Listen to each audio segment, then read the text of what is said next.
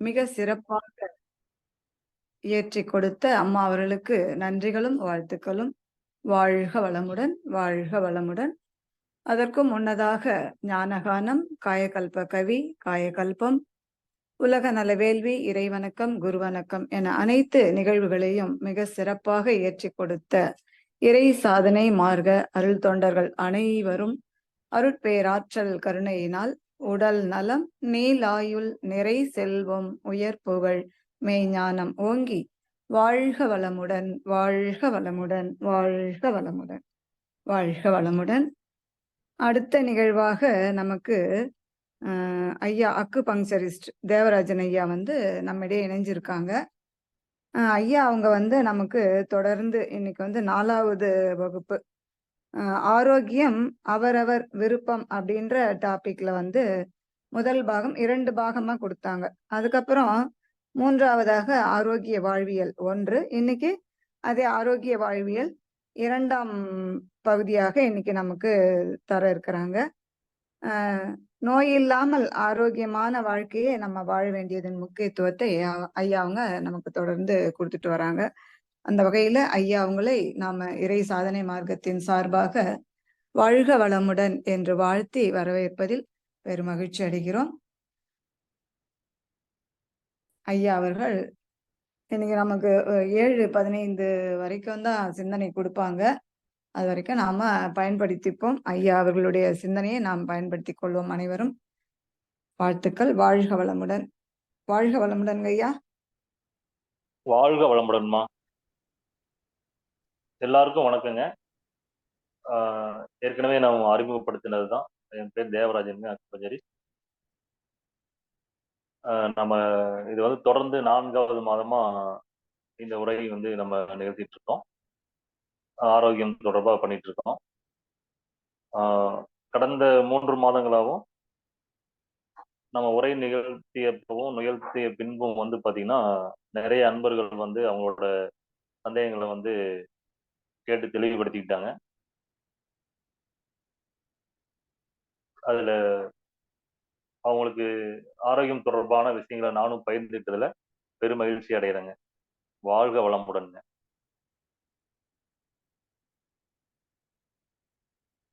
என்னோட குருநாதர் டாக்டர் ஃபஸ்லூர் ரஹ்மான் அவர்களுக்கும், ஐயா நம்மாழ்வார் அவர்களுக்கும், வாழ்வியல் குருநாதர் திரு மகி ராமலிங்கம் ஐயா அவர்களுக்கும்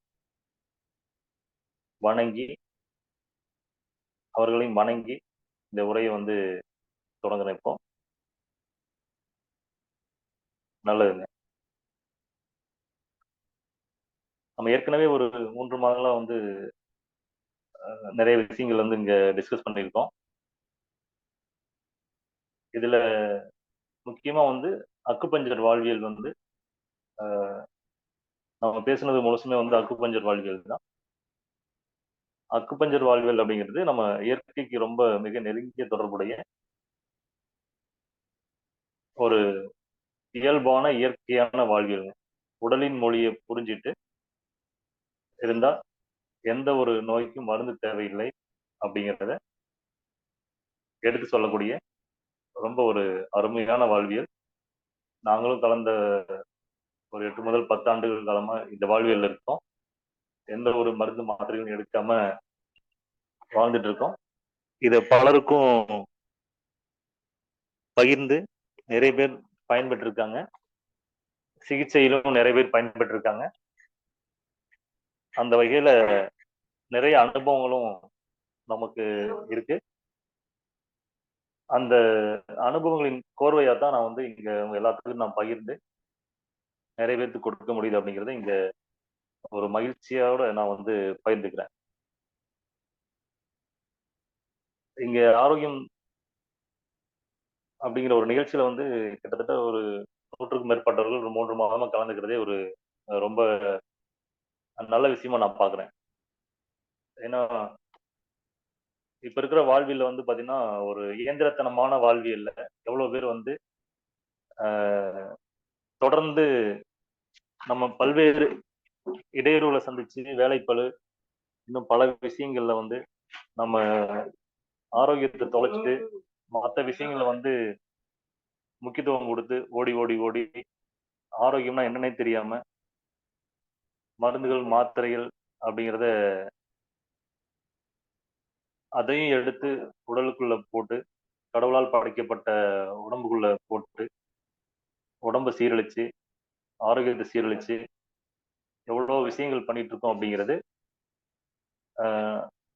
நம்மள அறியாமல் வந்து பண்ணிட்டு இருக்கிறது தான் அந்த விஷயங்கள். இன்கேஸ் அதெல்லாம் அந்த புரிதல் வந்து ஆரோக்கிய புரிதல் வந்துட்டா மேபி வந்து குறையும். நிறைய பேர் வந்து பாத்தீங்கன்னா ஏதோ ஒரு சந்தர்ப்பத்துல இந்த மாதிரி வாய்ப்பு கிடைச்சு மருந்து மாத்திரை இல்லாம மருந்தில்லா வாழ்வியலுக்குள்ளார வந்து ஆரோக்கியம் சீரடைஞ்சு ரொம்ப அற்புதமான ஒரு வாழ்க்கையை வாழ்ந்துட்டு இருக்காங்க. அதை நம்மளும் வந்து நிறைய கண்கூட பார்த்துட்டு இருக்க முடியுது. இது வந்து மறுக்க முடியாத உண்மை அப்படின்னு இதை வந்து சொல்லணும்.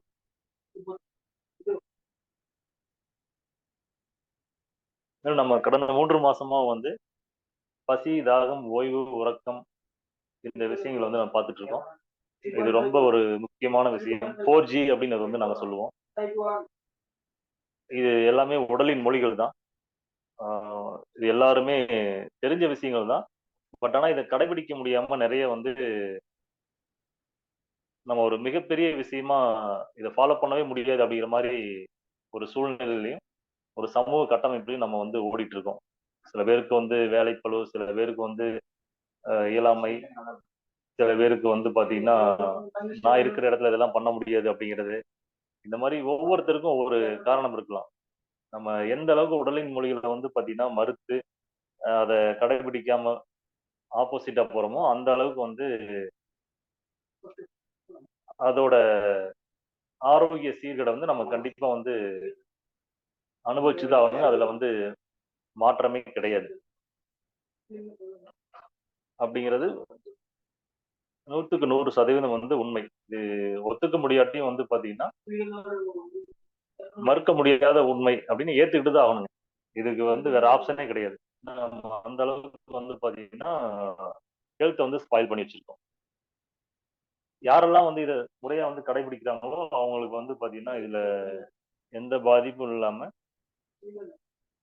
இறைவன் கொடுத்த இந்த அற்புதமான உடம்பையும் வாழ்க்கையும் வந்து ரொம்ப அழகா பயன்படுத்தி அவங்க மட்டும் இல்லாம அவங்க குடும்பமும் மற்றவங்களுக்கும் எந்த ஒரு தொந்தரவும் இல்லாம அழகா வாழ்ந்துட்டு இருக்காங்க அப்படின்னு தான் நம்ம இதை சொல்லணுங்க. மேலும் வந்து நம்ம ரசாயன பயன்பாடுகளை பத்தியுங்க, நம்ம வீடுகளில் பயன்படுத்துற உணவுல இருக்க ரசாயனம் பத்தியும், அன்றாட வாழ்க்கையில் நம்ம காலை முதல் இரவு வரை பயன்படுத்துகிற பொருட்களை பற்றியும் நம்ம நிறைய பார்த்துருக்கோம். அதுல மீண்டும் மீண்டும் சந்தேகம் உங்களுக்கு ஏதாவது இருந்தா மறுபடியும் என்ன வந்து பாத்தீங்கன்னா தனிப்பதிவுல கூட நீங்க கேளுங்க, தனி அழைப்புல கூட வந்து கேளுங்க, தவறில்லை. மாலை நேரங்கள்ல நீங்க ஒரு மெசேஜ் கொடுத்துட்டோ இல்ல வந்து மாலை நேரத்துல ஒரு 7 o'clock மேலேயும் நீங்க வந்து அழைக்கலாம்.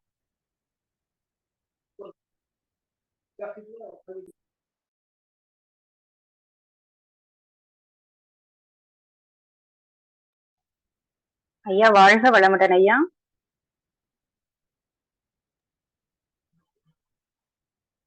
ஐயா வாழ்க வளமுடன். ஆமா ஆமா ஒரு 2 minutes வாங்க. சிக்னல் கொஞ்சம் விட்டு விட்டு வருதுங்க. ஒரு சிறிய இடையூறு. ஒரு 2 minutes.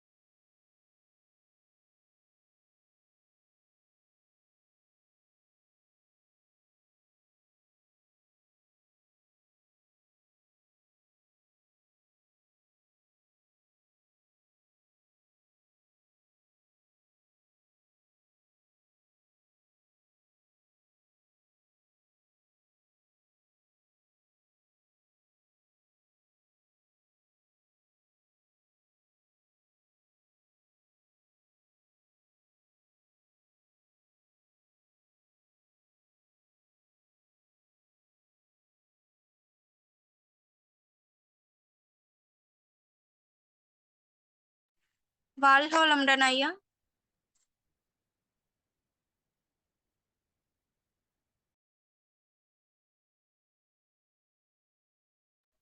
அம்மா சிக்னல் கொஞ்சம் வீக்கா இருக்குன்னு ஒரு 2 மினிட்ஸ் வெயிட் பண்ண சொல்லிருக்காங்கம்மா.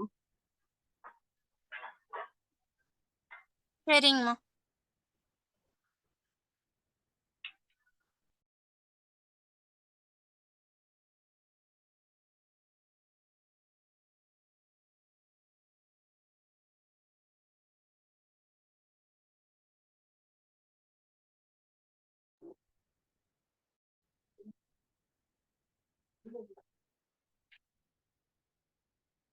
அம்மா கேக்குதுங்களா?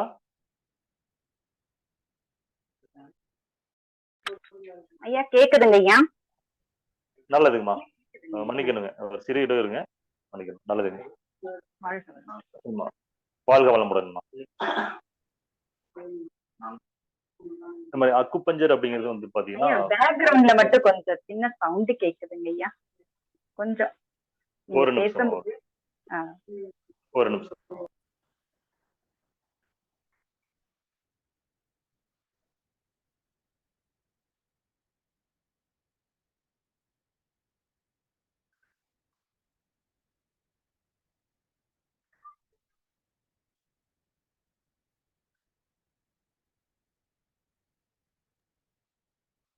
நல்லதுமா. இப்ப இனிமே கேட்காதுங்க. நான் கொஞ்சம் வழக்கமான இடத்துல இல்லைங்க, இன்னைக்கு கொஞ்சம் வெளியில் இருக்கேன்.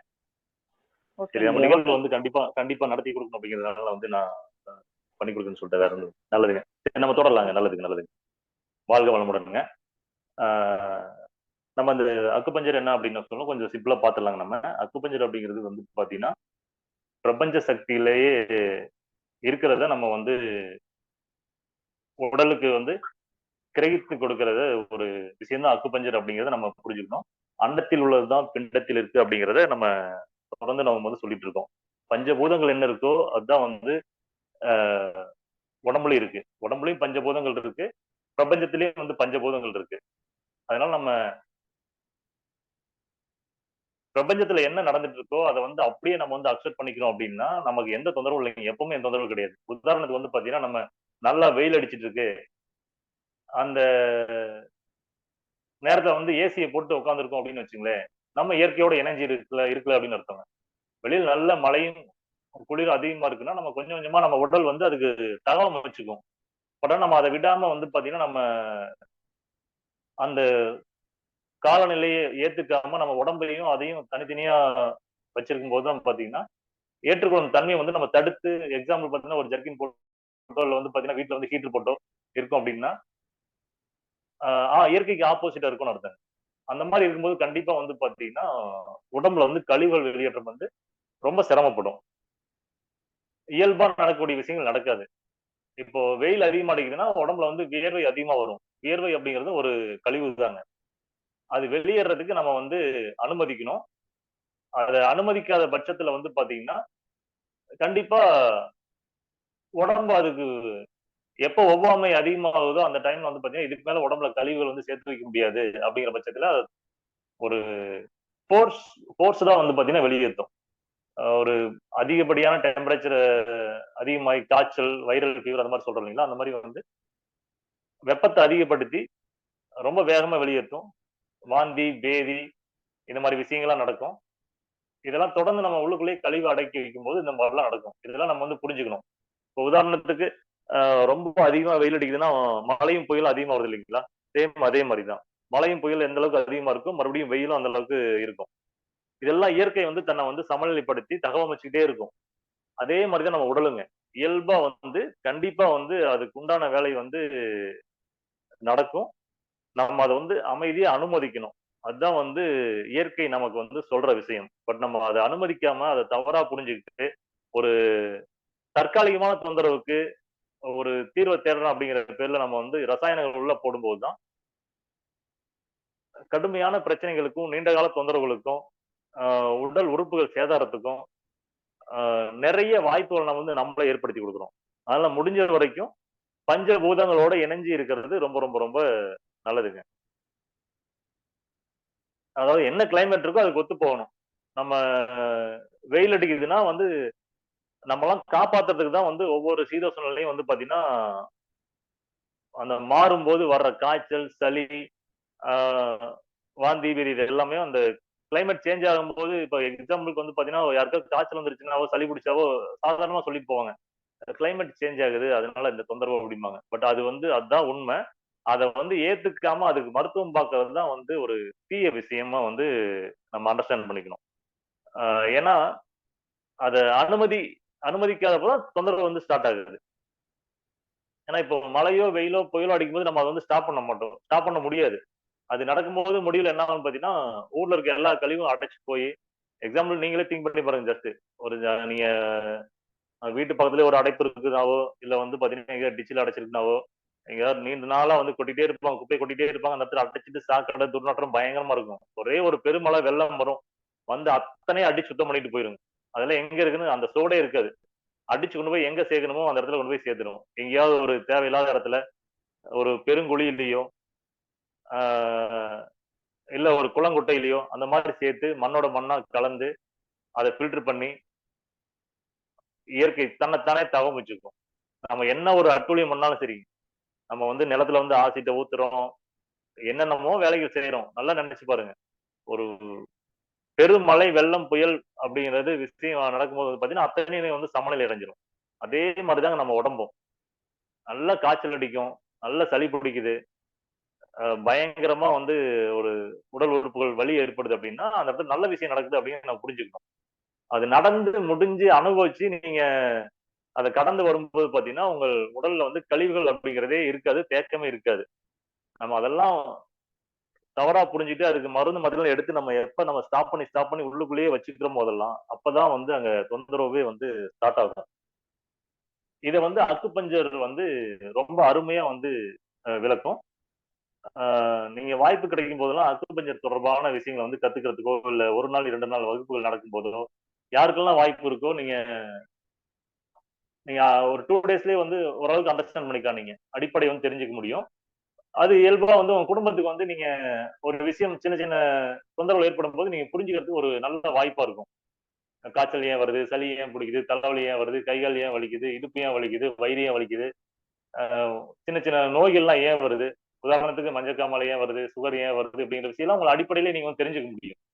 அதெல்லாம் தெரிஞ்சுக்கும் போது உங்களோட பயம் கலையும். எதனால இப்படி வருது அப்படிங்கிறது உங்களுக்கு புரிதல் வந்து நல்லா ஏற்படும்.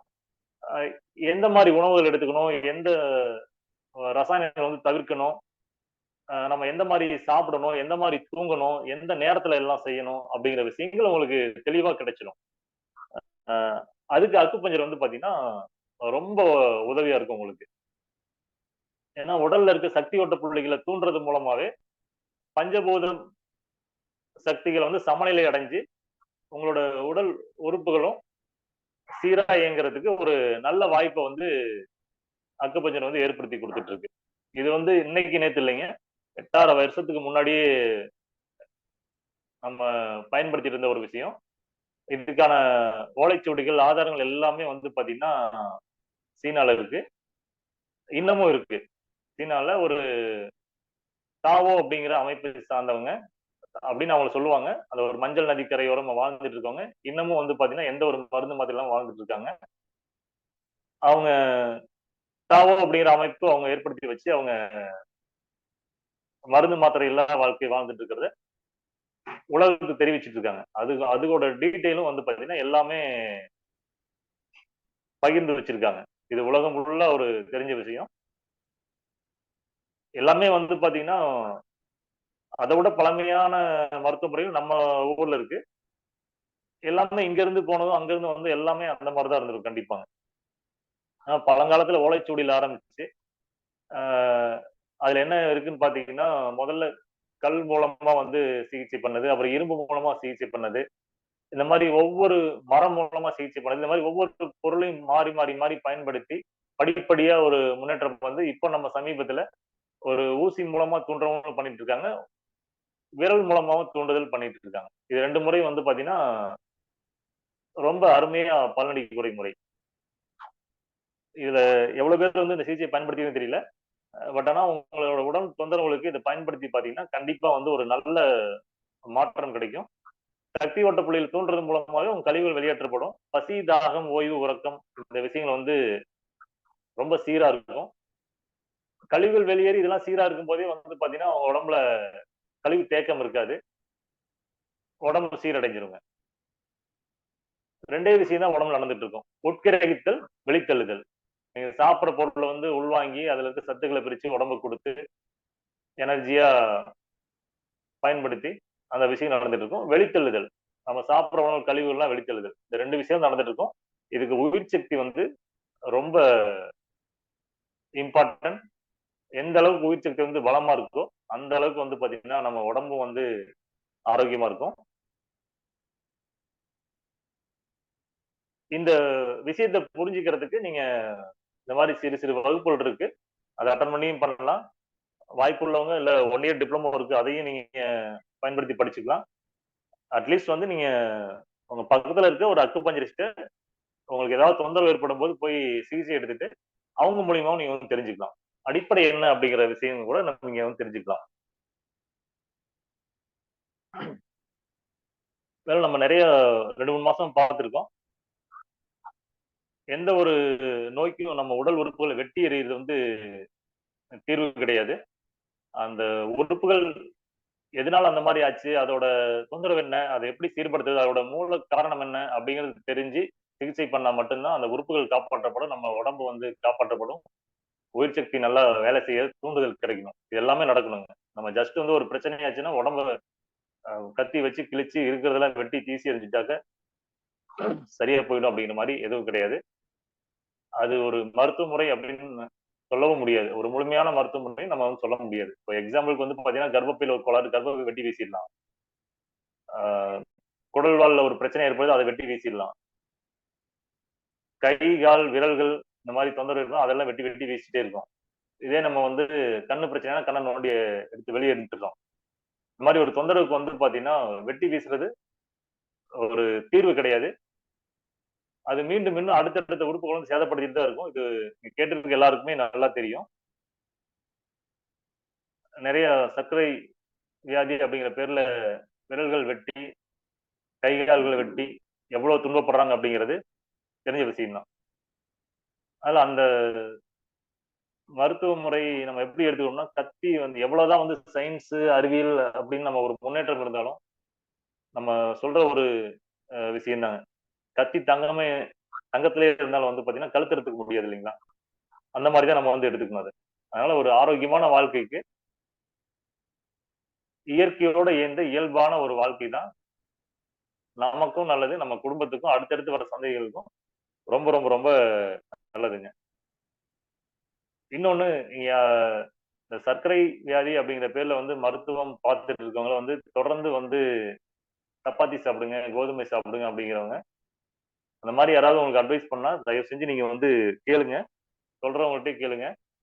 அந்த சப்பாத்தி சாப்பிடுற கோதுமையில வந்து பாத்தீங்கன்னா பசை மாதிரி ஒரு அதுல உட்பொருள் இருக்குங்க. அது அது பேர் வந்து குளூட்டன் அப்படிங்கிற பேரு. அது வந்து மண்ணீரல்ல இருக்கிற பீட்டா செல்களை வந்து தொந்தரவு செஞ்சு இன்சுலின் வந்து சுரக்காம செய்யும் அப்படிங்கிற விஷயம் நீங்க எல்லாம் தயவு செஞ்சு தெரிஞ்சுக்கோங்க. உங்களுக்கு யாராவது இந்த மாதிரி அட்வைஸ் பண்ணா, டாக்டர்ஸ் வந்து அட்வைஸ் பண்ணா அவங்கள்ட்டயே கேளுங்க. இந்த மாதிரி ஒரு விஷயம் இருக்கு, கோதுமையில வந்து குளூட்டன் அப்படிங்கிறது மண்ணீரல்ல இருக்கிற பீட்டா செல் எல்லாம் வந்து தொந்தரவு செஞ்சு அழிக்குதாமா, இந்த விஷயம் வந்து உங்களுக்கு தெரியுமா தெரியாதா அப்படின்னு கேட்டு பாருங்க. கண்டிப்பா வந்து ஒரு நல்ல டாக்டர் வந்தா கண்டிப்பா அவருக்கு வந்து தெரிஞ்சிருக்கணும். அத சொல்லாம மறைச்சு உங்களுக்கு ட்ரீட்மெண்ட் பார்த்துட்டு இருக்காங்க அப்படின்னா அது நீங்க தான் முடிவு பண்ணணும். அவரை வந்து தொடர்ந்து நீங்க வைத்தியம் பார்த்துக்கிறதா வேண்டாமா அப்படின்னு நீங்க தான் முடிவு பண்ணணும்.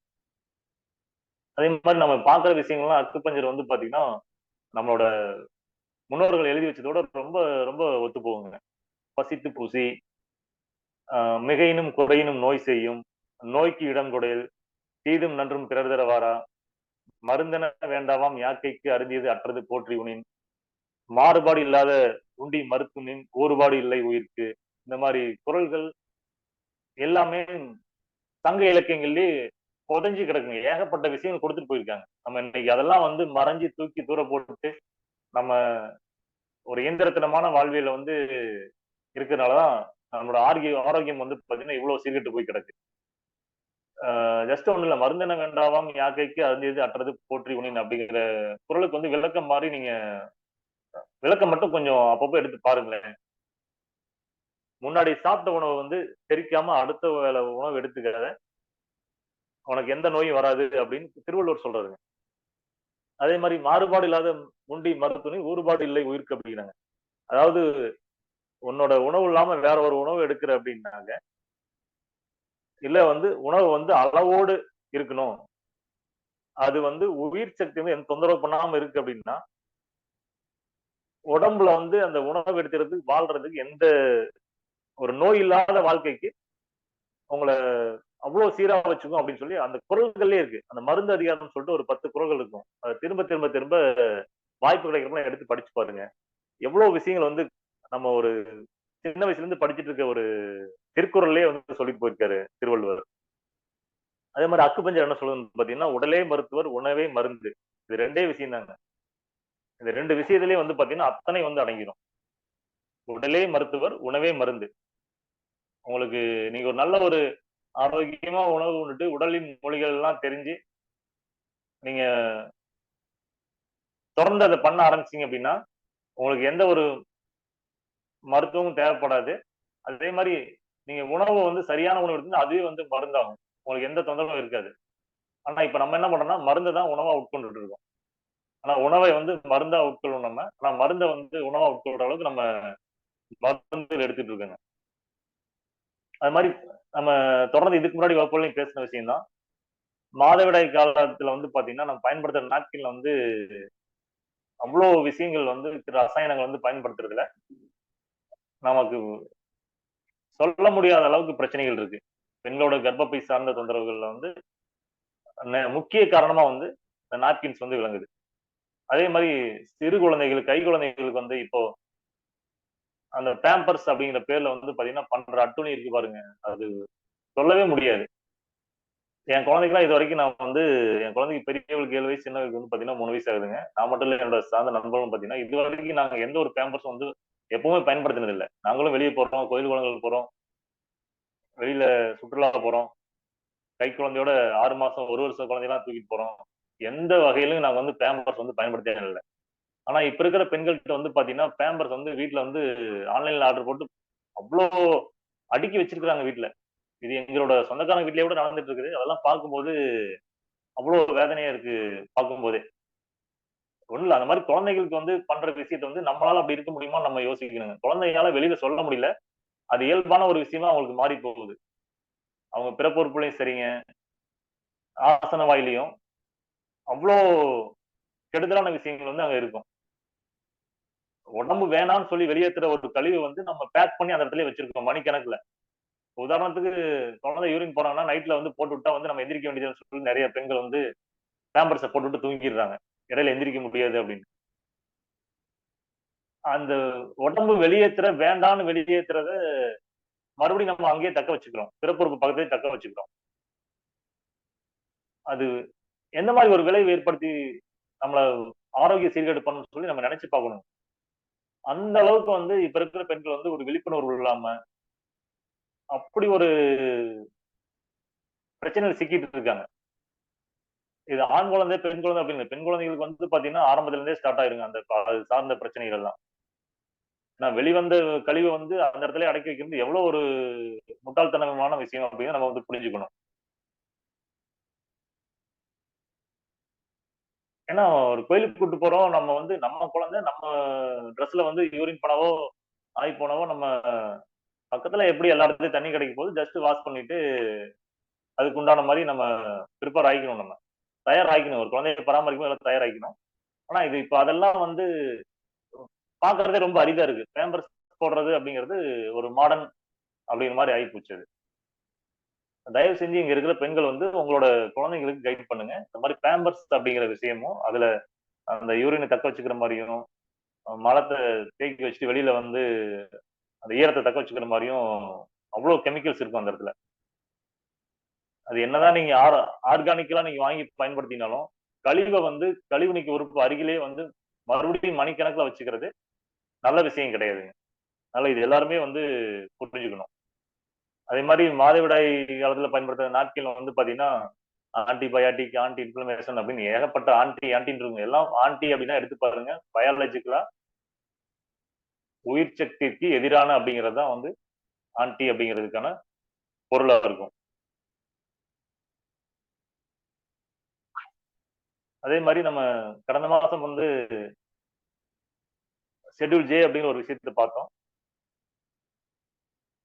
Government of India, ministry of family and health and welfare, அது மூலமா வந்து ஒரு சட்டம் இருக்கும் அப்படிங்கிறத பார்த்தோம். ஷெட்யூல் ஜே அப்படிங்கிறது drug and cosmetic act rules அப்படிங்கிற விஷயத்த நம்ம வந்து பார்த்துருந்தோம். 1940 and 1945. அதுல வந்து பாத்தீங்கன்னா ஆங்கில மருத்துவத்தால் குணப்படுத்த முடியாத 59 வியாதிகள் அப்படிங்கறத பட்டியலிட்டு சொல்லியிருக்காங்க. இது யாராவது குணப்படுத்துறேன்னு சொல்றது சட்டப்படி குற்றம் அப்படின்னு சொல்லியிருக்காங்க. அதனாலதான் எல்லாம் கட்டுப்பாட்டுல வைக்கிறேங்கிற பேர்ல வந்து நிறைய வந்து மருந்து மாதிரியில் பரிந்துரைச்சு அதுக்கான வைத்தியம் பார்த்துட்டு இருக்காங்க. இப்ப அதுக்கெல்லாம் சிறப்பு மருத்துவர் அப்படிங்கறத குணப்படுத்தின அப்படின்னு சொன்னா அவங்க வந்து கடுமையான தண்டனைக்கு ஆளாவாங்க அப்படின்னு சொல்லி நம்ம சட்டம் சொல்லுது. இந்திய அரசியலமைப்பு சட்டம் சொல்லுது. அதுல வந்து பாத்தீங்கன்னா முக்கியமா 14வது இடத்துல சுகர் அப்படிங்கிற வியாதி வந்து இருக்கு. இப்ப பரவலா நிறைய பேருக்கு வந்து பயன்படுத்துற வார்த்தை அது. இதயம் சம்பந்தமான தொடர் நோய்கள் வந்து பாத்தீங்கன்னா 2வது இடத்துலயும், எய்ட்ஸ் அப்படிங்கிறது முதல் இடத்துல இருக்கு. இதுல வெரிகோஸ் வெயின், இந்த மாதிரி நீங்க அந்த லிஸ்ட் எடுத்து பாத்தீங்கன்னா தெரியும். யாருக்காவது தேவைப்பட்டுச்சுன்னா வாட்ஸ்அப் வாங்க, உங்களுக்கு அந்த டாக்குமெண்ட் கூட ஷேர் பண்றேன். ஷெட்யூல் ஜே அது பேருங்க. நீங்க கூகுள்ல அடிச்சீங்கன்னா கூட வரும். ஷெட்யூல் ஜே அது பேரு. இவ்வளவு விஷயங்கள் இருக்கு. இதெல்லாம் வந்து நீங்க யார்ட்டையாவது வைத்தியம் பார்த்துட்டு இருந்தீங்கன்னா அவங்கள்ட்ட தயவு செஞ்சு டிஸ்கஸ் பண்ணி பாருங்க. ஷெட்யூல் ஜே அப்படிங்கிறது என்னன்னு கேட்டீங்கன்னா அவங்க சொல்லணும். அவங்க இதெல்லாம் நீங்க தெரிஞ்சுக்கணும் கண்டிப்பா.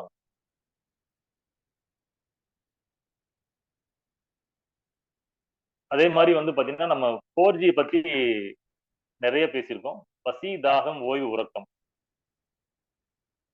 அப்புறம் கடைசியா வந்து நம்ம கடந்த வகுப்பு முன்னாடி நம்ம பார்த்திருக்கோம் 5G அப்படிங்கிற ஒரு விஷயமும் வந்து இதுல இருக்கு.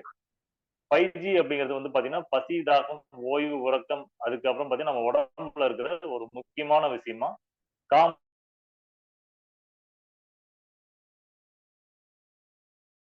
அப்படிங்கிறத நம்ம வந்து தெரிஞ்சுக்கணும். காமம் இல்லாம இப்போ இருக்கட்டும், நம்ம அப்பா அம்மா இருக்கட்டும், நம்ம காமத்தின் மூலமாக நம்ம பிறந்தவங்க தான் நம்ம. அதை வந்து ஒரு புனிதமான விஷயம். நம்மளோட சமூகமும்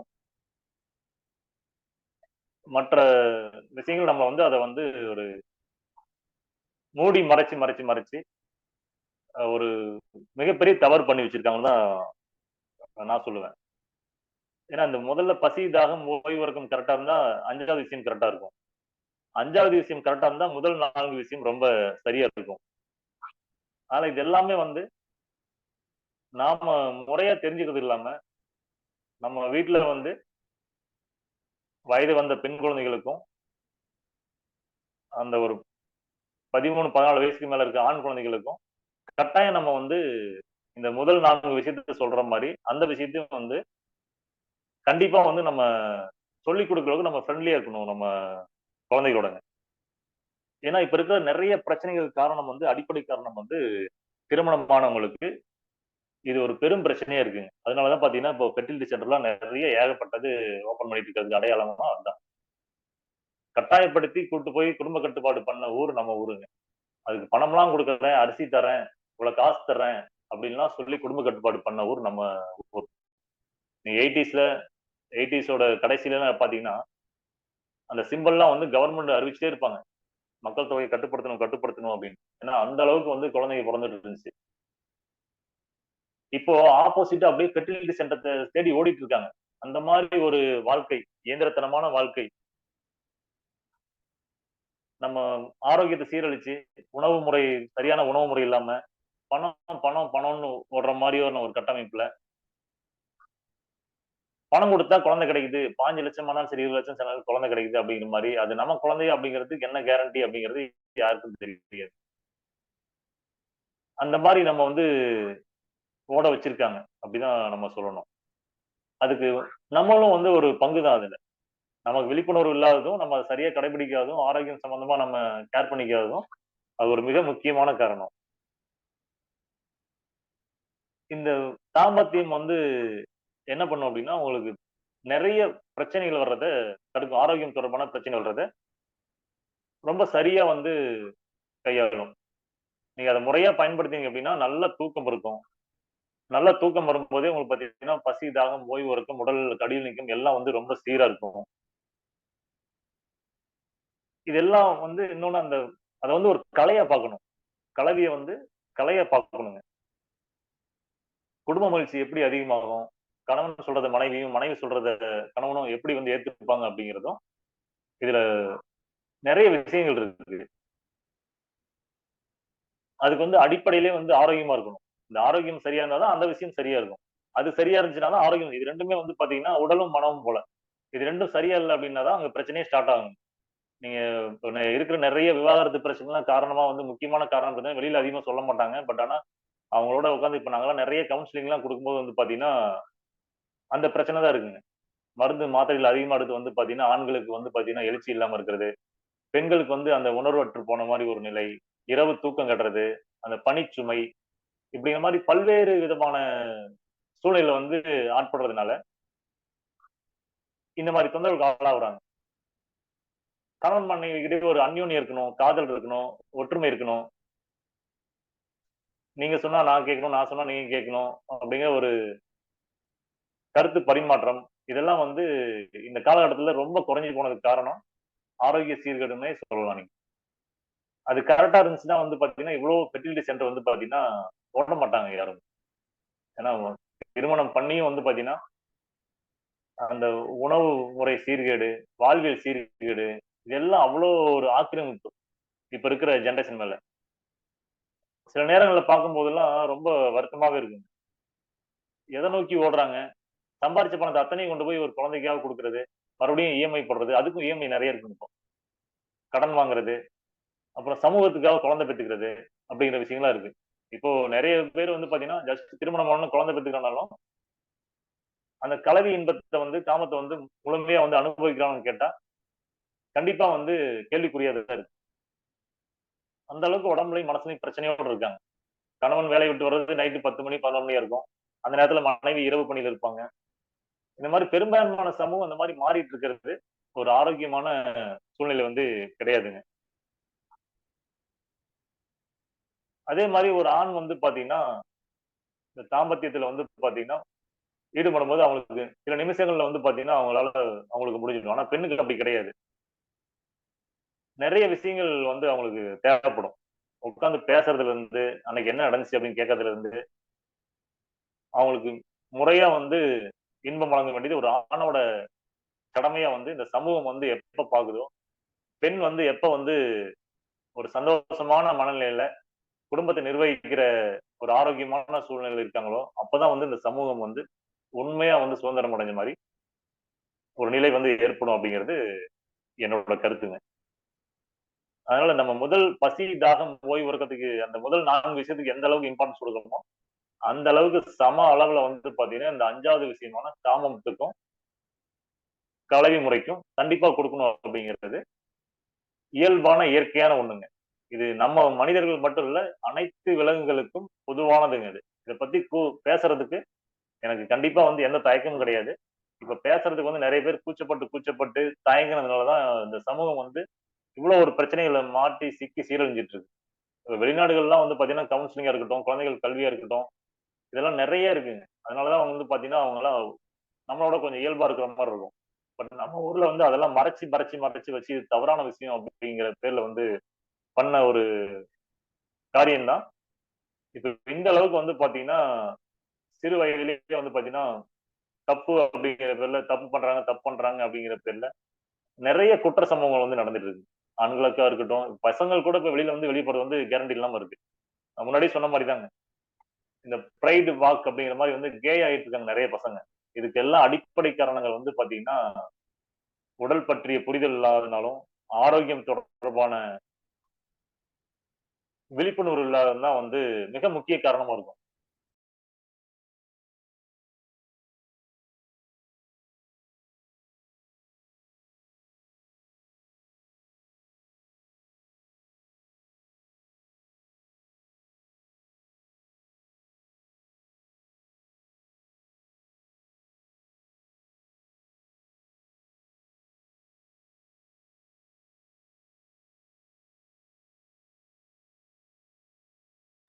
ஒரு சமூக அவலமா வந்து புரிஞ்சுக்கணுங்க.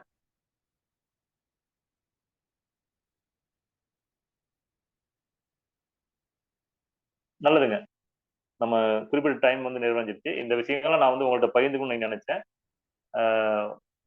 கடைசியா ஒரு விஷயம் சொல்லி இதை வந்து நான் முடிச்சுக்கிறேன். உடம்பு வந்து கண்ணுக்கு தெரிஞ்ச மனசுங்க. மனசு வந்து கண்ணுக்கு தெரியாத உடல். இந்த ஒரு அரிய வாய்ப்பு கொடுத்த இறை சாதனை மார்க்கத்துக்கும் பிரபஞ்ச பேரொன்றுக்கும் நன்றி கூடி இந்த உரையை முடிச்சுக்கிறேன். மிக்க நன்றிங்க.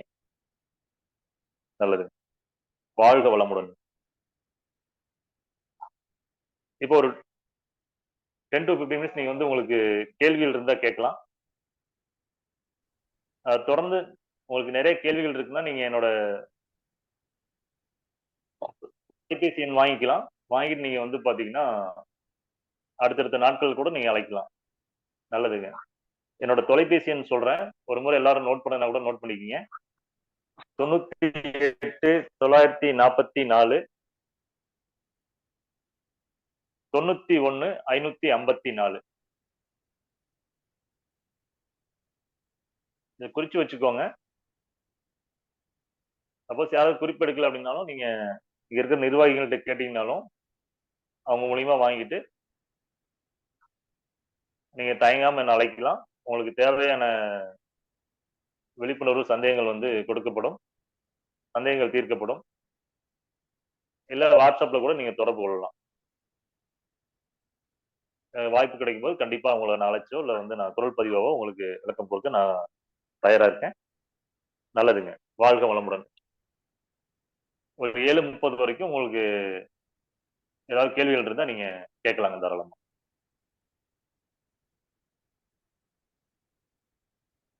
வாழ்க வளமுடனுங்க.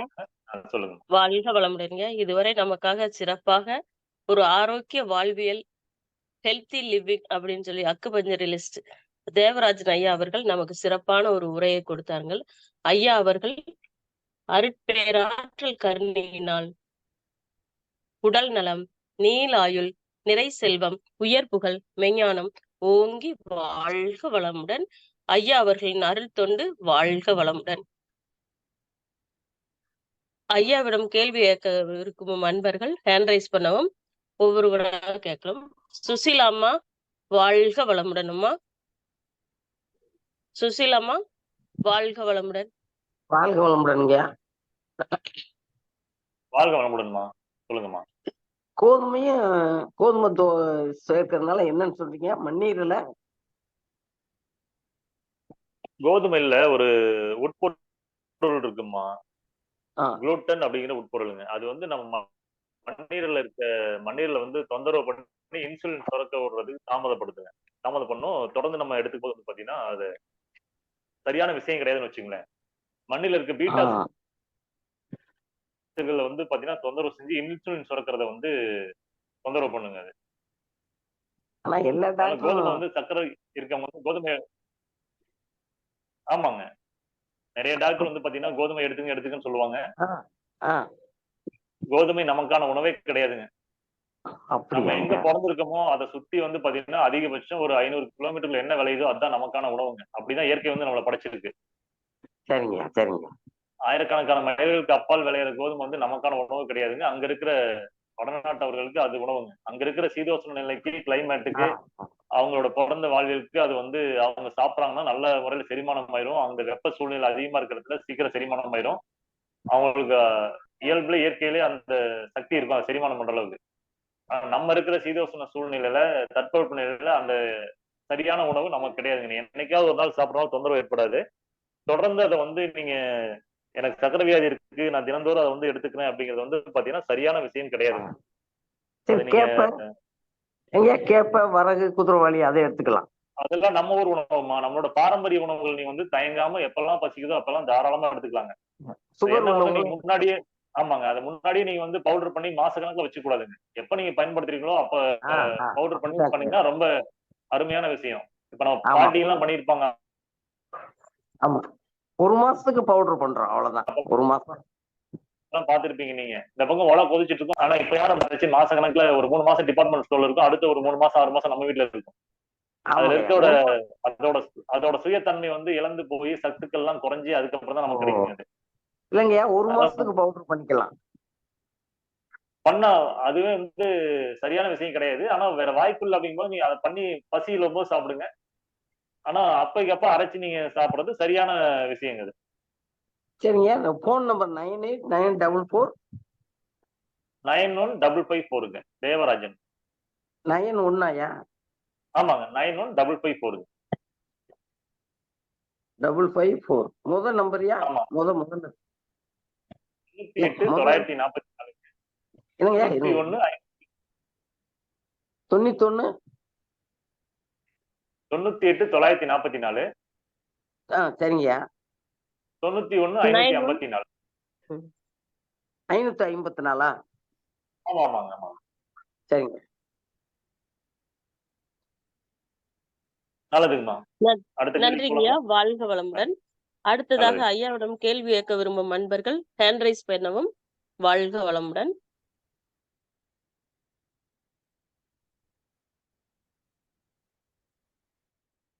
வாழ்க வளமுடன். ஐயாவிடம் கேள்வி கேட்க விரும்பும் அன்பர்கள் ஹேண்ட் ரைஸ் பண்ணவும்.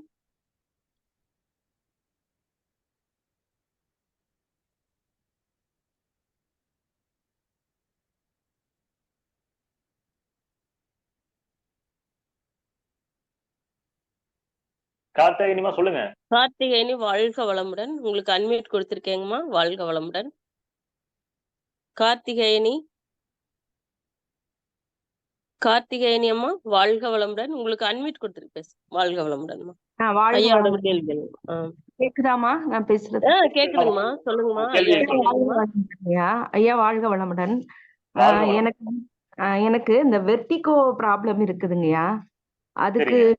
இது அக்குப்ரெஷர் எடுக்கலாமா? நான் அலோபதியில எடுத்துட்டேன். ஒரு 2 மாசம் டேப்லெட்ஸ் எடுத்தாச்சு. ஆனா சரிங்க. ரிப்பீட்டட் சார் வருது. இதுக்கு கண்டிப்பா. வேற அது வந்து என்ன சொல்லணும் அப்படின்னா ரத்தம் சுத்தம் இல்லாம இருக்கிறது தான் மிக முக்கிய காரணம் அது. நீங்க எந்த ஊருங்க நீங்க? கோயம்புத்தூருங்க சார். எந்த ஏரியாங்க? சரவணம்பட்டியில இருக்கேங்க சார். சரவணம்பட்டிங்களா? சரி சரிங்க. நீங்க பாருங்க.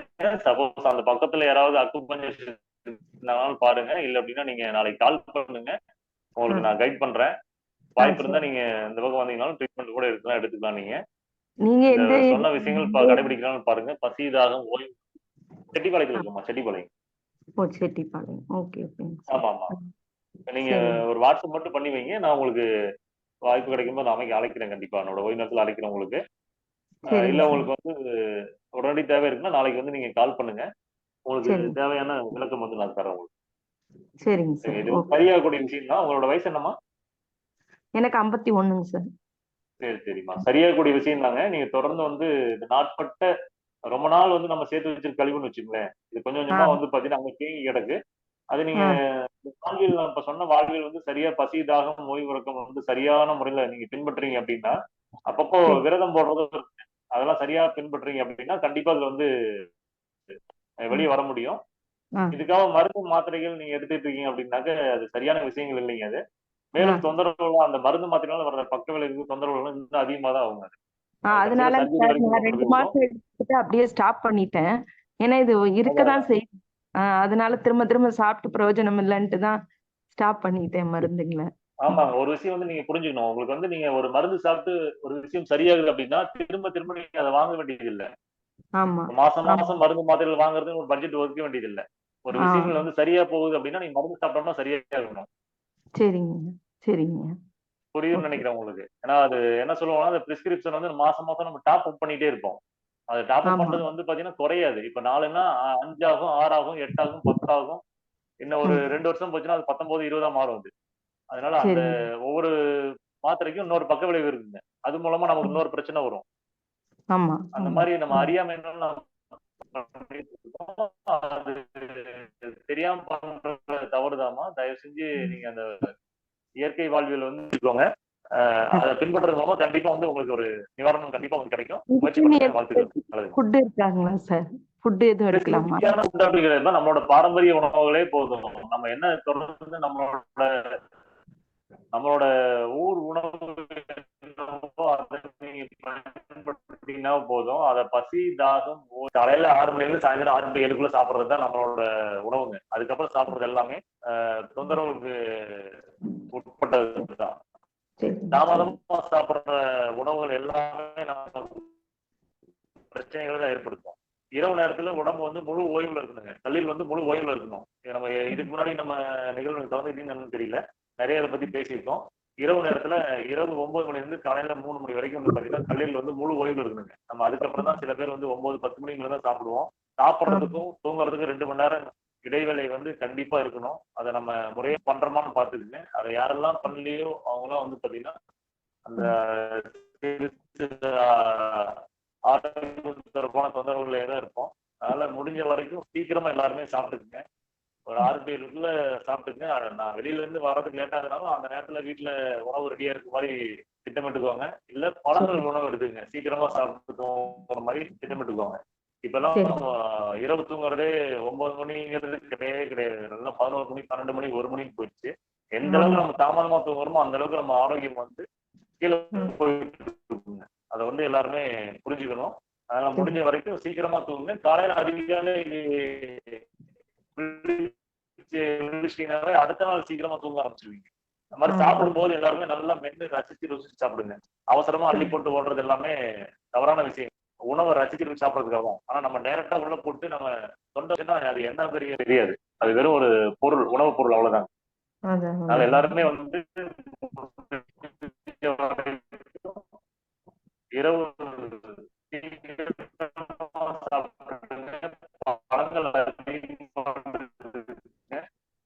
பழங்கள், சிறுதானியங்கள், அதுக்கப்புறம் சமைச்ச உணவு அந்த மாதிரி பயன்படுத்தி பழங்கினா உங்களோட ஆரோக்கியம் வந்து எல்லாருக்குமே மேம்படும். நல்லது. நன்றி. வாழ்க வளமுடன். நன்றி. நன்றி. நன்றிங்கம்மா. வாழ்க வளமுடன். அடுத்ததாக ஜெயாஸ் கேலக்சி. அம்மா ஜெயாஸ் கேலக்சி வாழ்க வளமுடன். வாழ்க வளமுடன். சொல்லுங்கயா. திருவண்ணாமலை பேசுறேன். எனக்கு 66 வயசு ஆகுது. சரிங்க. இப்போ நான் டிரான்ஸ்போர்ட்ல இருந்து ரிட்டையர் ஆயிட்டே இருக்கேன். இப்போ 1 வருஷமா எனக்கு இந்த பட்டாக்சில இருந்து பயங்கரமா வலி தாங்க முடியல. இந்த எலும்புல இருந்து அப்படியே இப்ப நரம்பு சுத்தின மாதிரி இருக்கு.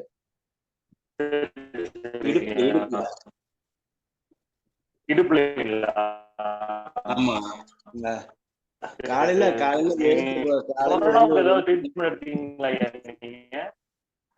வாய்ஸ் பிரேக் ஆகுது ஐயா. சரி, இடுப்பு வலி அதிகமா இருக்குங்களா? ஆமா ஆமா ஐயா கேக்குதுங்களா? கேக்குது ஐயா. கேக்குதுங்க. இடுப்பு எலும்பு வலி அதிகமா இருக்குங்கிறீங்களா? ஆமா ஐயா. பட்டாக்ஸ் பயங்கரமா குடையுதுயா, வலி அதிகமா இருக்கு. சரி, அதான் உங்கள்கிட்ட கேட்டேன். நீங்க கொரோனாவுக்காக ஏதாவது நீங்க சிகிச்சை எடுத்தீங்களா அந்த டைம்ல? என்னய்யா? கொரோனா தொடர்பா அந்த டைம்ல நீங்க சிகிச்சை எடுத்தீங்களா? ஆமா. ஸ்டெராய்டு மருந்து ஏதாவது பயன்படுத்தினாலும் தெரியுங்களா உங்களுக்கு? இப்போ கொரோனா ஊசி 2 போட்டா அதான். சரி, இல்ல கொரோனாவுக்காக நீங்க மருத்துவமனை போய் ட்ரீட்மெண்ட் எடுத்தீங்களா கொரோனாவுக்காக? இல்ல கொரோனாவுக்கு போகல நானு. சரிங்க.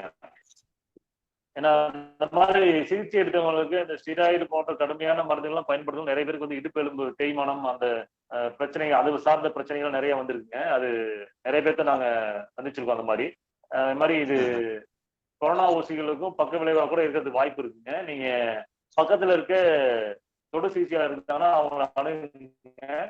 அவங்கள்ட்ட இப்ப நான் சொன்ன விஷயங்கள்லாம் முறையா நீங்க ஒரு கைடன்ஸ் எடுத்துக்கங்க. பசி, தாகம், ஓய்வு வந்து முறையா பின்பற்றுங்க. அப்பப்போ விரதம் போடுங்க. பழங்கள், பச்சை காய்கறி இதெல்லாம் கொஞ்சம் சேர்த்துக்கிறது முயற்சி செய்யுங்க. கண்டிப்பா ஒரு நல்ல நிவாரணம் கிடைக்கும் உங்களுக்கு. முயற்சி பண்ணி பாருங்க.